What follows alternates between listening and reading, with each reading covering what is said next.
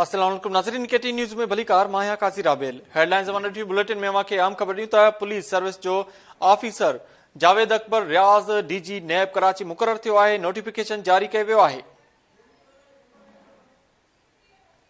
अवां खे हिक ॿी आम ख़बर ॾियूं त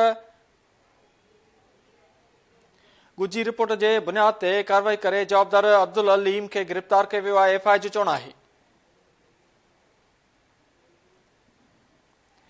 जवाबदार सोशल मीडिया ज़रिए चाइल्ड पोर्नोग्राफी मवाद शेयर कंदो हो। एफआई जो चवणु आहे एफआई मूजिब गिरफ़्तार कयल जवाबदार जी मोबाइल मां पोर्नोग्राफी जो मवाद भी हथ कयो वियो आहे। पीका एक्ट तहत केस दाख़िल कयो वियो आहे। F I cyber crime circle Hyderabad जी कार्रवाई थी आहे। चाइल्ड पोर्नोग्राफी जो मवाद शेयर करण में मुलविस जवाबदार खे गिरफ़्तार कयो वियो आहे।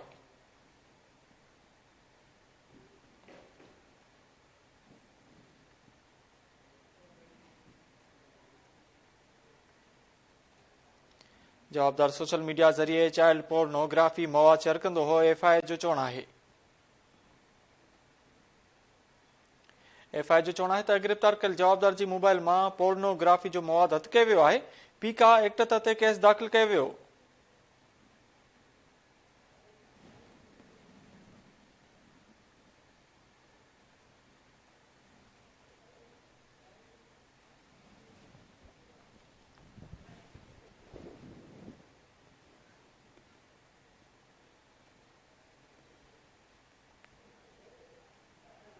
जवाबदार सोशल मीडिया ज़रिए चाइल्ड पोर्नोग्राफी मवाद शेयर कंदो हो।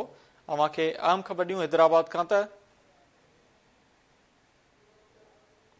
गिरफ़्तार कयल जवाबदार जी मोबाइल मां पोर्नोग्राफी जो मवाद हथ कयो वियो आहे। एफआई जो चवणु आहे त पीका एक्ट तहत केस दाख़िल कयो वियो आहे।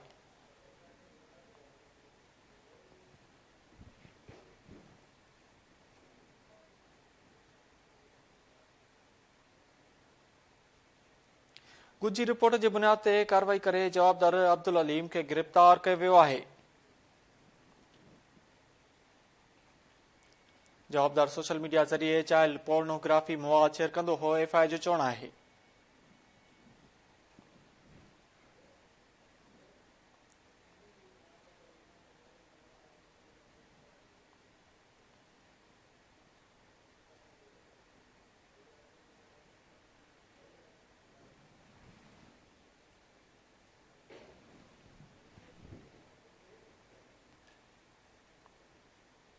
ॻुझी रिपोर्ट जे बुनियाद ते कार्रवाई करे जवाबदार अलीम खे गिरफ़्तार कयो वियो आहे।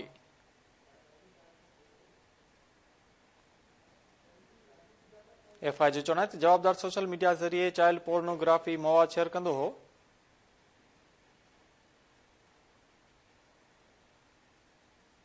गिरफ़्तार कयल जवाबदार जी मोबाइल मां पोर्नोग्राफी जो मवाद भी हथ कयो वियो आहे। पीका एक्ट तहत केस भी दाख़िल कयो वियो आहे।